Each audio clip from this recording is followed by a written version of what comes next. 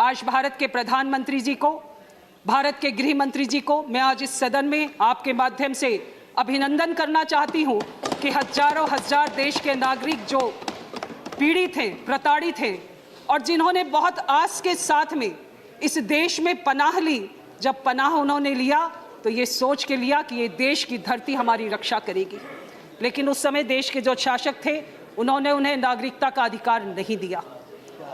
माननीय उपसभाध्यक्ष जी, मैं ये विषय कहना चाहती हूँ कि हमारी सरकार ने तुष्टीकरण की राजनीति नहीं करी, और हमने केवल तुष्टीकरण की राजनीति अगर की होती तो आज यहाँ पर इस सदन में बैठकर विपक्षी दल के नेता हमसे सबूत नहीं मांगते।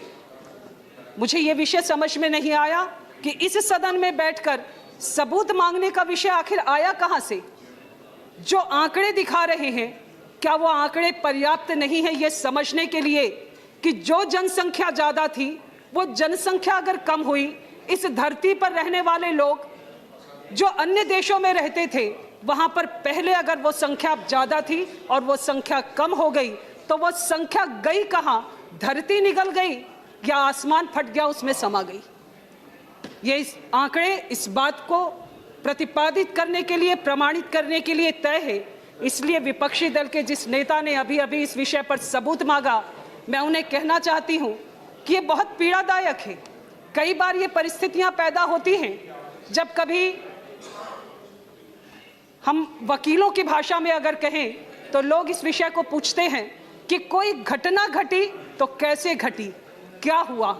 लेकिन जब किसी महिला के साथ वो घटना घटती है और उस महिला से पूछा जाता है कि घटना कैसे घटी, जितनी बार पूछा जाता है उतनी बार वो महिला बार बार प्रताड़ित होती है, उतनी बार मरती है। ये सबूत मांगने का इस सदन में इस प्रकार का दुस्साहस करना, मेरा मानना है कि ये उसी का प्रमाण है कि ये उस प्रकार हमको बार बार प्रताड़ित करने का काम भारत देश के नागरिकों को कर रहे हैं।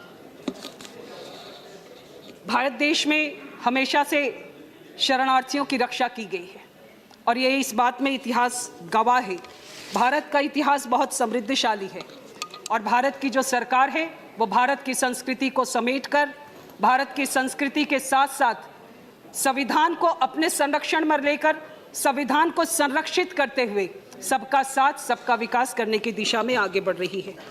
नागरिकता संशोधन विधेयक के माध्यम से जो हजारों हजार, मैं आपको इस विषय पर आने के पहले जब भारत का विभाजन हुआ उस समय ले जाना चाहती हूं कि जब भारत का विभाजन हुआ उस समय जो महिलाओं के साथ घटना घटी, वो महिलाएं जब भारत के विभाजन के समय भारत की तरफ आईं और लियाकत और नेहरू का जो समझौता हुआ, नेहरू लियाकत अली जी का ये समझौता, जिसमें भारत हमेशा ठगा गया और बहनों के साथ में जिस प्रकार की घटनाएं घटी वो घटनाएं इतिहास में माफ करने के योग्य नहीं है।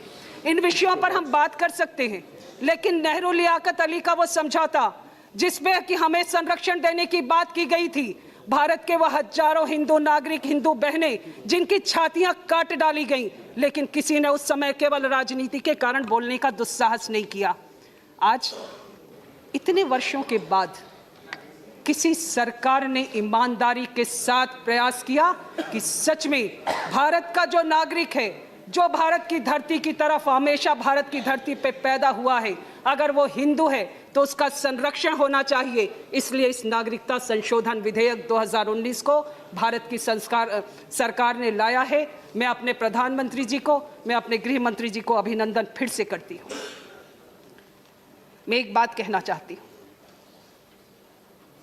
विपक्षी दल के एक प्रमुख महिला नेत्री ने एक ट्वीट किया और यह ट्वीट पढ़कर मुझे इस बात का बेहद आश्चर्य था। उन्होंने कहा, उनके ट्वीट पर यह ऑन रिकॉर्ड भी है, उन्होंने कहा कि यह कट्टरता की पराकाष्ठा है। मैं उस विषय को पूछना चाहती हूं कि उस दिन वो क्यों चुप रह गई जब 400 सीटों के साथ में रूढ़िवादी मुक्त प्रधानमंत्री इस देश की संसद में बैठे और इस देश की संसद में जब वो बैठे, शाहबानो के प्रकरण पर उन्होंने कट्टरपंथ के आगे जब उन्होंने सर झुका दिया, उस दिन ये ट्वीट करने वाली प्रमुख दल की वो महिला नेत्री चुप क्यों रह गई, उनका परिवार चुप क्यों रह गया। मैं आज इस विषय को पूछना चाहती हूं आप इस सदन में राजनीति की बात करते हैं। हमने कभी राजनीति नहीं की। नागरिकता संशोधन विधेयक 2019 यह मानवीय आधार पर लाया गया है, यह मानवता की बात है। और मैं आपको इस बात को कहना चाहती हूं कि यहाँ पर जब हम कभी बैठते हैं, यह वो संसद है जो इतिहास रचती है, यह वो संसद है जिसमें आपकी ओर देश का हर नागरिक देखता है। और अगर आपने ईमानदारी से बात कही तो वो बातें मुझे लगता है कि कहीं ना कहीं जनता उसे सुनती है और ये मानती है कि आप उसका हित संरक्षित कर रहे हैं। मैं धन्यवाद देती हूं हमारे सदन में। अभी मेरे पूर्व वक्ता ने इस विषय को कहा कि हमारे गृह मंत्री जी से कोई नहीं डरता है। हमने नहीं कहा कि गृह मंत्री जी से कोई डरना चाहिए, लेकिन ये बात हमेशा और हमेशा उसी तरफ से यह आवाज आती है। अगर यह आवाज हमेशा उस तरफ से आई, आज आपने इस बात को स्वीकार किया, आपको धन्यवाद है, आपको बधाई है। आज वो अभी सदन में नेता नहीं है, लेकिन मैं ये बात जरूर कहना चाहती हूं कि आपके माध्यम से कि जब भी उन्होंने इस विषय को कहा है कि उनसे कोई नहीं डरता, हम नहीं कहते कि आप डरिए, हमने कभी नहीं कहा, लेकिन ईमानदारी से जिस व्यक्ति ने काम किया है उससे डरने की जरूरत नहीं पड़ती है। लेकिन आपके दल के जिन नेताओं ने इन विषयों को कहा है, आप कम से कम उन्हें माफी मांगने के लिए तो कह ही सकते हैं, और ये बात जरूर होनी चाहिए, ऐसा मेरी अपेक्षा है। आज ये बिल जब संसद में पारित हो जाएगा, मुझे लगता है कि वो परिवार जो अत्याचार, अपमान और शोषण झेला है, अब आज के बाद वो स्वाभिमान के साथ भारत के नागरिक बन जाएंगे। उन्हें वो सब सुविधाएं मिलेंगी जो भारत के नागरिक को मिलती हैं। लेकिन ये सही है कि इसके लिए किसी का कोई अधिकार नहीं छीना जा रहा है। माननीय उपसभापति महोदय, किसी पीड़ित को, किसी शोषित को न्याय दिलाना ये मानव की सेवा है, और हमने ये सेवा करने का एक संकल्प लिया है। भारत की सरकार ने संकल्पित होकर इस संशोधन विधेयक को लाया है, और ये संशोधन विधेयक आज से 50 साल पहले जिस प्रकार से इतने लंबे समय के राजनीति के कालखंड में आज तक इस विधेयक को लाने की हिमाकत सरकार ने नहीं करी, अगर ये पहले हुआ होता तो जो पीड़ित परिवार थे वो कई वर्षों पहले स्वाभिमान के साथ भारत के नागरिक कहलाते। मैं आपके माध्यम से कुछ आंकड़े आपके समक्ष प्रस्तुत करना चाहती हूं कि पाकिस्तान, बांग्लादेश और अफगानिस्तान, जिन्हें धार्मिक आधार पर भेदभाव और जुल्मों का सामना करना पड़ा है, वहां पर रहने वाले जो नागरिक थे, ये इस बात से समझा जा सकता है कि पाकिस्तान में 1947 में 23% अल्पसंख्यक थे, 2011 में 3.7% रह गए।